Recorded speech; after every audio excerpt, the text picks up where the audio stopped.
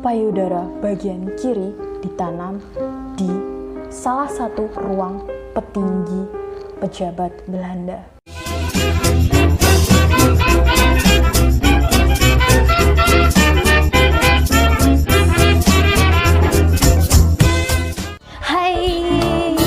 Lagi nih sama aku, nama aku Egya Vanessa Ediana. Jadi kali ini aku masih mau bawain hashtag Jogja Mystery. Jadi kali ini aku mau bawain tentang misteri Benteng Vredenburg. Ya, kalian pasti sering dengar benteng ini. Benteng ini merupakan salah satu benteng peninggalan sejarah di kota Jogja.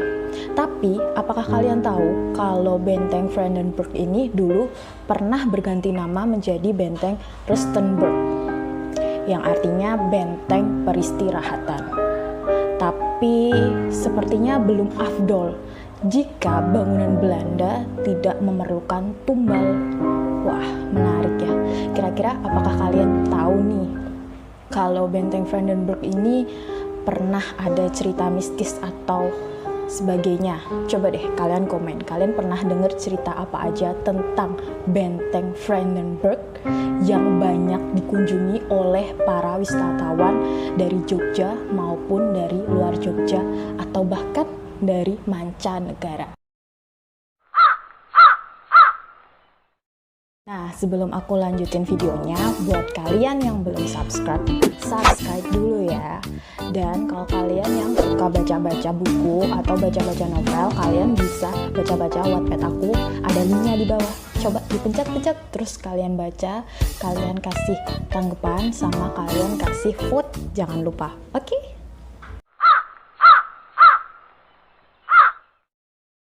Jadi, Benteng Vredenburg itu dibangun oleh Sultan Hamengkubuwono ke-1. Jadi, Sultan Hamengkubuwono ini disuruh oleh Belanda membangun benteng. Ya, kira-kira tahun 1760. Benteng itu dibangun bujur sangkar dengan bastion di setiap sudutnya. Dan ada 4 bastion. Yang pertama, Jayaprayitna. Yang kedua ada Jaya Prakosa, yang ketiga ada Jaya Wasesa, dan yang keempat Jaya Purusa.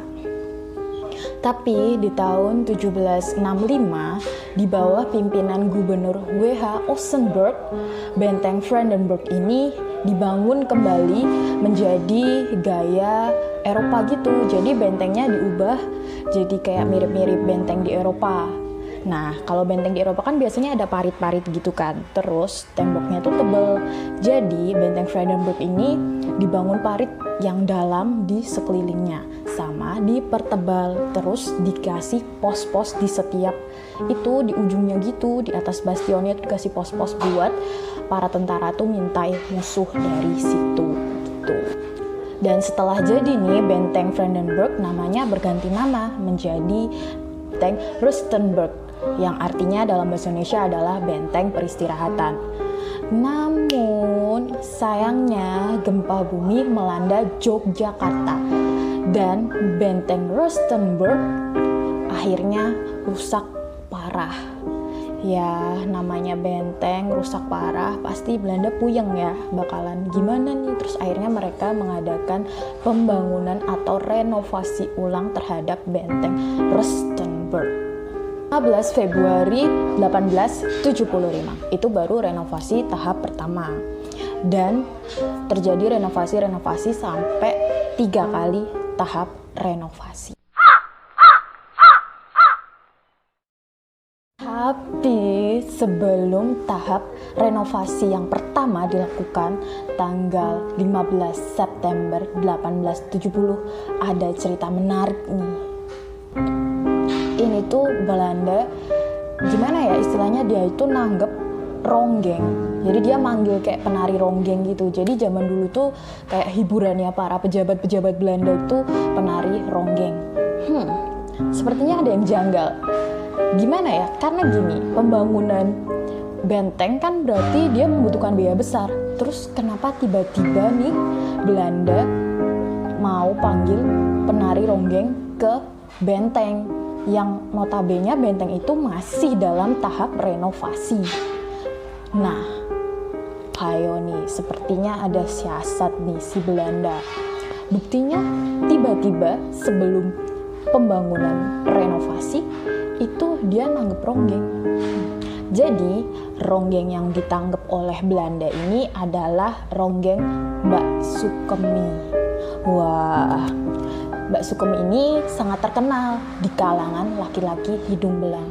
Wow, karena dia itu cantik yang pertama. Yang kedua, dia itu agak sedikit nakal alias binal, seperti itu.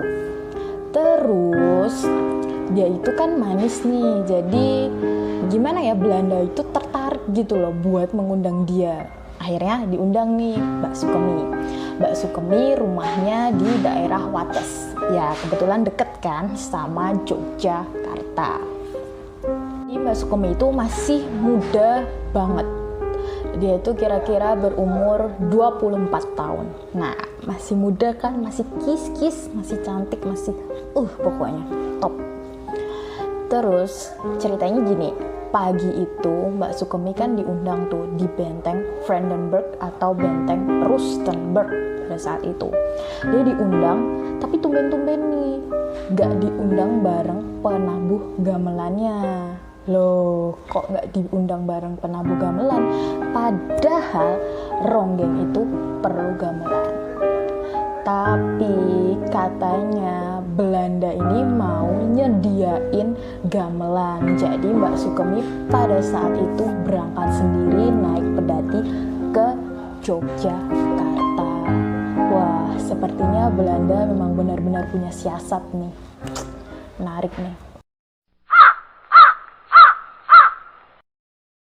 Dong Mbak Sukemi, soalnya dia dijanjikan honor yang sangat tinggi, apalagi di sana banyak pejabat-pejabat Belanda, otomatis pasti disawer dong tambahan, betul kan? Seneng banget tuh Mbak Sukemi. Sesampainya di sana langsung tuh Mbak Sukemi menggelar pentas menari ronggengnya. Dia menari dengan lemah gemulai dan cantik sekali dan seperti menggoda. Semua mata terpanah akan tarian ronggeng dari Mbak Sukemi. Waduh, Mbak Sukemi jadi primadona. Nah, terus nih Mbak Sukemi kan menghibur para pejabat Belanda dan para prajuritnya itu sampai malam. Setelah selesai pentas, Mbak Sukemi didatengin nih sama salah satu pejabat Belanda. Pejabat Belanda itu tiba-tiba ngegoda Mbak Sukemi kayak, Mbak, sini dulu dong, gitu. Pokoknya menggoda kayak laki-laki biasa gimana gitu yang tertarik dan nafsuan gitu, Mbak, gitu. Terus saya digoda-goda. Mbak Sukemi ini diajak bersenang-senang alias tidur bareng dengan iming-iming upah yang tinggi banget uang. Nah, karena Sukemi ini orangnya sangat nakal dan binal, akhirnya karena uang dia mau. Akhirnya dia mengiyakan. Terus diajak tuh Mbak Sukemi ke salah satu kamar. Dia disuruh minum anggur, minum dan banyak sekali. Mereka berdua berpesta pora sampai akhirnya Mbak Sukemi ini tidak sadarkan diri. Ngeri. Terus dia bener-bener gak sadar gitu lah, kayak orang mabuk, akhirnya pingsan. Nah, tepat pukul 2 dini hari Mbak Sukemi digotong keluar. Terus dia itu nggak pakai busana, masih telanjang gitu, telanjang bulat. Dan apa yang terjadi kawan-kawan? Jadi sebenarnya ini merupakan siasat dari Belanda. Nah, Mbak Sukemi yang malang ini ternyata menjadi korban tumbal untuk renovasi. Ya, seperti yang kita tahu bahwa bangunan Belanda itu memerlukan tumbal atau penanaman permata di dasar pondasinya sebagai penguat bangunan agar tahan ribuan bahkan ratusan tahun. Karena zaman dulu Belanda kan memang merencanakan akan tinggal selamanya di bumi pertiwi. Dukun dari pembangunan ulang benteng Rustenburg atau Vredenburg ini meminta tumbal wanita binal. Nah, makanya nih biar sekalian panggil aja Mbak Sukemi Sironggeng Binal tadi sebagai tumbal. Wah, ngeri. Dan apakah yang terjadi? Tadi setelah Mbak Sukemi digotong keluar kamar dengan kondisi telanjang tanpa sehelai busana, Mbak Sukemi dimutilasi, dipotong-potong jadi beberapa bagian. Wah, dia benar-benar dipotong gitu, tangan dipotong, terus tangan, kepala dimutilasi gitu, dicacah-cacah, bener-bener dicacah kayak ayam gitu, kayak beli ayam ditok-tok-tok.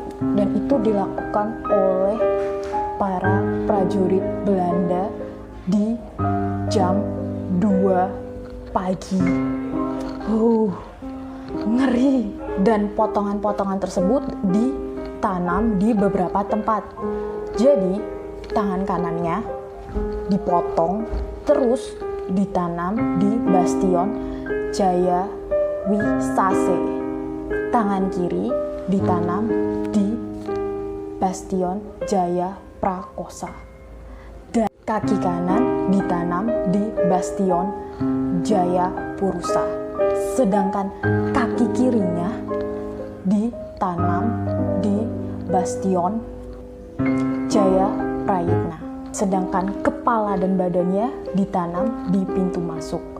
Sedangkan payudara sebelah kanan ditanam di penjara bawah tanah. Sedangkan payudara bagian kiri ditanam di salah satu ruang petinggi pejabat Belanda. Wah, ngeri. Setelah kejadian tersebut, pembangunan renovasi menjadi lancar. Wah, sadis banget.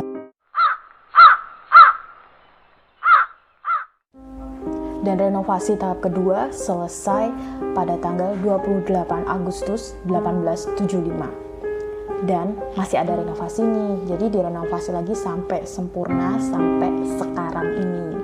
Jadi renovasinya itu ada 3 tahap.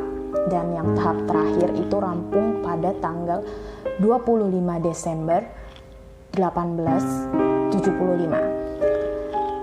Setelah misa Natal, ya tanggal 25 Desember pasti Natal kan.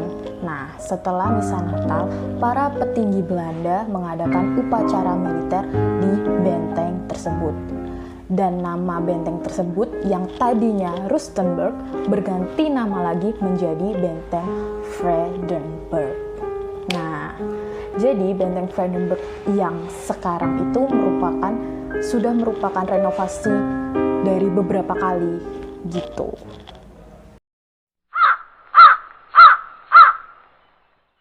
Nah, menarik bukan? Ternyata benteng Vredenburg yang sering kita kunjungi, mungkin buat kalian yang orang Jogja, terus buat yang luar Jogja pernah berwisata sejarah ke sana, ternyata menyimpan sebuah misteri yang sangat menakutkan. Wah. Sekian buat video kali ini. Buat kalian yang belum subscribe dulu. Terus jangan lupa like, comment, and share. Bye!